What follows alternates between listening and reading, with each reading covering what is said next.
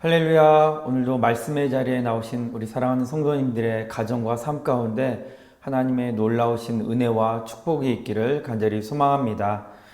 먼저 오늘 말씀인 사무엘하 6장 1절부터 12절까지 말씀 제가 봉독해 드리겠습니다. 다윗이 이스라엘에서 뽑은 무리 3만 명을 다시 모으고 다윗이 일어나 자기와 함께 있는 모든 사람과 더불어 바알레 유다로 가서 거기서 하나님의 궤를 메어 오려 하니 그 궤는 그룹들 사이에 자정하신 만군의 여호와의 이름으로 불리는 것이라. 그들이 하나님의 궤를 새 수레에 싣고 산에 있는 아미나답의 집에서 나오는데 아미나답의 아들 우사와 아요가 그 새 수레를 모니라. 그들이 산에 있는 아미나답의 집에서 하나님의 궤를 싣고 나올 때에 아요는 궤 앞에서 가고 다윗과 이스라엘 온 족속은 잣나무로 만든 여러 가지 악기와 수금과 비파와 소고와 양금과 제금으로 여호와 앞에서 연주하더라. 그들이 나곤의 타작마당에 이르러서는 소들이 띠므로 우사가 손을 들어 하나님의 궤를 붙들었더니 여호와 하나님이 우사가 잘못함으로 말미암아 진노하사 그를 그곳에서 치시니 그가 거기 하나님의 궤 곁에서 죽으니라. 여호와께서 우사를 치심으로 다윗이 분하여 그곳을 베레스 우사라 부르니 그 이름이 오늘까지 이르니라. 다윗이 그 나라의 여호와를 두려워하여 이르되 여호와의 궤가 어찌 내게로 오리여 하고 다윗이 여호와의 궤를 옮겨 다윗성 자기에게로 메어 가기를 즐겨하지 아니하고 가드 사람 오베데돔의 집으로 메어 간지라. 여호와의 궤가 가드 사람 오베데돔의 집에 석 달을 있었는데 여호와께서 오베데돔과 그의 온 집에 복을 주시니라. 어떤 사람이 다윗 왕에게 아뢰어리되 여호와께서 하나님의 궤로 말미암아 오베데돔의 집과 그의 모든 소유에 복을 주셨다 한지라. 다윗이 가서 하나님의 궤를 기쁨으로 메고 오베데돔의 집에서 다윗성으로 올라갈세. 아멘. 오늘은 하나님의 눈치를 살피는 자라는 제목으로 하나님의 말씀 전하겠습니다. 오늘 본문은 다윗이 드디어 하나님의 궤를 메고 오는 장면입니다. 그 과정에서 우사의 죽음이 있었고 잠시 하나님의 궤는 오베데돔의 집에 3개월을 머물다가 다시 드디어 예루살렘으로 옮겨지는 장면을 기록하고 있습니다. 다윗이 하나님의 궤를 예루살렘으로 메어오는 이 과정을 통해서 우리가 붙잡아야 할 은혜가 무엇인지 오늘 말씀 안에서 나누고 그 은혜를 간절히 꼭 붙잡으시기를 소망합니다. 첫 번째로 우리는 우리의 모든 삶 중심에 하나님 두기를 소망해야 합니다.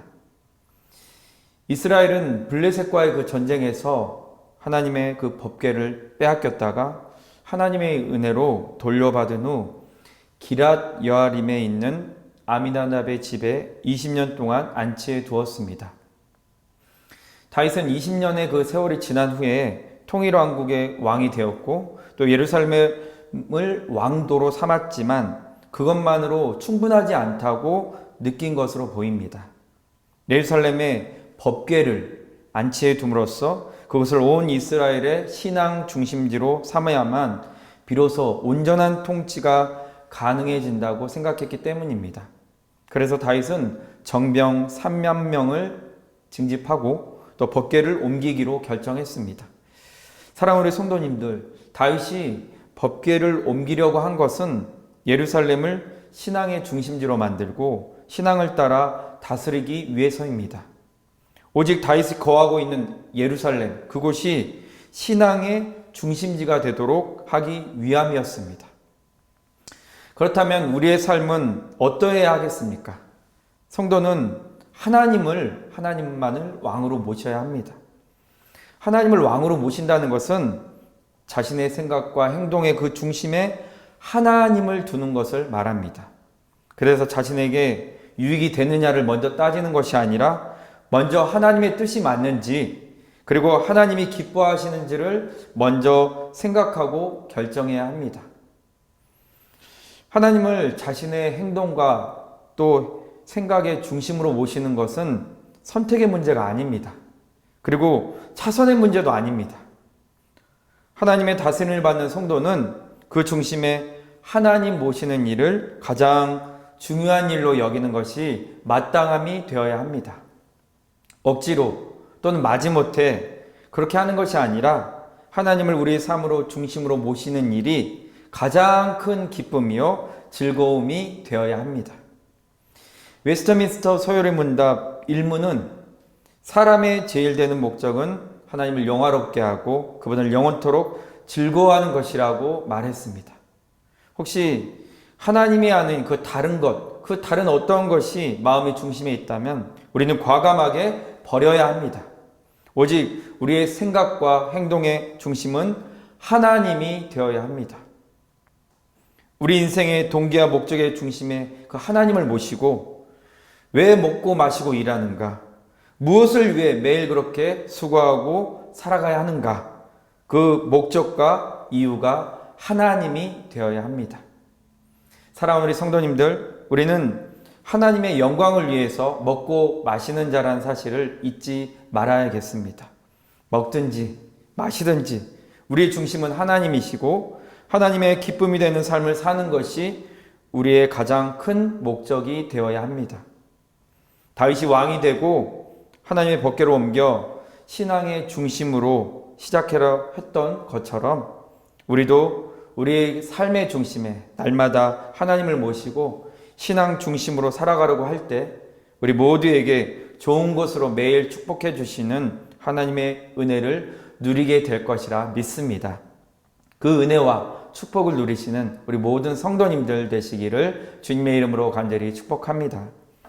두 번째로 우리는 오직 죄인이며 오직 예수님 안에서만 회복의 은혜를 누릴 수 있음을 반드시 기억해야 합니다. 하나님의 궤를 운반하던 그 행렬이 나곤의 타작마당에 이르렀을 때 갑자기 소들이 날뛰었습니다. 그래서 웃사가 손을 들어 하나님의 궤를 붙들었습니다. 하나님의 궤를 만지는 것은 하나님이 금하신 일입니다. 하나님의 법을 어긴 일로 말미암아 하나님은 웃사를 치셨습니다. 다윗은 하나님의 법을 어긴 웃사를 치시는 그 여호와 하나님을 보면서 여호와의 궤가 어찌 내게 오리요 하며 두려워했습니다. 이처럼 성도는 자신이 두려우신 하나님과 결코 함께할 수 없었던 불의하고 더러운 죄인이었음을 날마다 깨닫고 알아야 합니다. 우리는 죄로 인해 하나님의 진노와 형벌의 대상이었음을 잊어서는 안 됩니다. 교회는 세상 사람들에 비해 착한 사람들이 모인 곳이라고 되게 많은 사람들이 생각합니다. 우리 또한 세상 사람들보다 우리가 좀 더 낫다 이렇게 착각하며 살아갑니다. 그런데 우리는 그런 생각을 버려야 합니다. 우리는 거룩하신 하나님 앞에 도저히 살 수 없는 죄인입니다. 주의 말씀을 온전히 따르지 않고 또 우리의 소견대로 하나님의 방법이 아닌 끊임없이 우리의 방법대로 하나님께 불순종하기를 습관화하며 살아가는 죄인인 것입니다. 그런 우리에게 하나님은 예수 그리스도를 통해서 큰 회복의 은혜를 주셨음을 우리는 결코 잊지 말아야 합니다. 다윗이 웃사의 일로 하나님의 궤를 메우기를 또 두려워했지만 여호와의 궤가 오베데돔의 집에 석 달 동안 있으면서 여호와께서 그와 그의 온 집에 복을 주시는 것을 보고 다시 여호와 하나님의 궤를 옮겼습니다. 다윗은 소와 또 살찐 송아지로 제사를 드리고 여호와 앞에서 힘을 다해 춤을 춥니다. 그와 함께 온 이스라엘 족속이 즐거이 환호하며 여호와의 궤를 모셔오게 됩니다. 사랑하는 우리 성도님들, 성도는 오직 예수 그리스도를 통해 하나님이 함께 하심을 꼭 믿으셔야 합니다. 성도는 다른 어떤 것으로서 축복을 누릴 수 있는 것이 아니라 오직 예수 그리스도 그분을 통해 하나님의 축복을 누릴 수 있다는 것을 분명히 아셔야 합니다. 우리의 생각대로 행하던 죄에서는 하나님의 은혜를 결코 누릴 수 없습니다. 그러나 오직 예수 그리스도를 붙잡고 그분을 힘있게 또 기뻐할 때 하나님의 임재를 경험하고 그 큰 은혜를 누릴 수 있습니다. 이스라엘이 다시 즐거이 여호와의 궤를 모셔오고 하나님을 기뻐했던 것처럼 우리는 여전히 죄와 씨름하면서 살아가겠지만 오직 예수 그리스도를 기뻐할 때 하나님이 함께 하시는 은혜, 또 하나님이 우리의 삶을 통치하시고 왕이 되어주시는 그 은혜를 누릴 수 있음을 꼭 붙잡아야겠습니다. 그래야 오늘도 또 남은 한 주의 삶 가운데서도 오직 하나님만을 나의 삶에, 우리의 삶의 중심에 모시고 그분의 통치하심을 받는 삶, 기꺼이 예수 그리스도를 인해 기뻐하고 즐거워하는 삶, 그 삶을 남은 한 주도 살아가시는 우리 성도님들 되시기를 주님의 이름으로 간절히 축복합니다. 기도하시겠습니다. 살아계신 하나님 감사합니다. 오늘도 우리를 말씀 앞에 세우시고 회개와 믿음의 결단으로 나아가게 하심 감사합니다. 하나님을 섬기는 우리가 사람의 눈치를 보며 사는 것이 아니라 우리의 주인 되신 하나님의 눈치를 보며 이 땅에서 승리하는 삶을 살기를 간절히 소망합니다. 나의 생각과 행동의 중심에 하나님을 두고 하나님의 뜻이 무엇인지, 하나님이 기뻐하시는 것이 무엇인지 늘 기도하고 고민하며 결정하며 하나님의 통치를 받는 삶을 살게 하시고, 여전히 죄와 씨름하며 매일매일을 살아가지만 죄에 굴복하지 않고 우리를 생각대로 행하는 모든 것을 버리고 우리를 죄에서 해방시키신 예수 그리스도를 붙잡고 하나님이 함께 하신 삶을 누릴 수 있도록 인도해 주시옵소서. 오늘도 이 나라의 민족과 세계 열방을 주께서 긍휼히 여겨주시고 죽음의 고통, 그 골짜기를 지나고 있는 시기에 오직 해답과 구원은 우리 주님께만 있사오니 우리의 간절한 기도를 들으시고 이 모든 환난에서 이 나라의 민족과 온 세계 열방을 건져 주시옵소서. 우리 교회 위에 하나님의 긍휼과 은혜를 부으사 하나님의 은총이 살아있는 교회 되게 하시고 담임 목사님 성령 충만함을 부으사 늘 강건하게 주여 사역 이끌어가게 하시고 온 성도님들 건강과 믿음을 지켜 주시옵소서. 우리 주 예수 그리스도의 은혜와 하나님 아버지의 무한하신 사랑하심과 성령 하나님의 감화 감동 위로 교통하심이 사람의 눈치를 보는 것이 아니라 하나님의 눈치를 잘 살펴 우리의 말과 행동 가운데 하나님을 중심으로 모시고 어떠한 일이 있더라도 주 예수 그리스도를 의지하여 믿음의 삶, 회복의 삶, 은혜의 삶을 누리기로 결심하고 다짐하는 우리 성도님들 머리머리 위에, 우리 성도님들의 가정과 직장과 사업장 위에, 용인 제일교회 위에, 이 나라의 민족과 세계 열방 위에 이제로부터 영원까지 항상 함께 있을지어다. 아멘.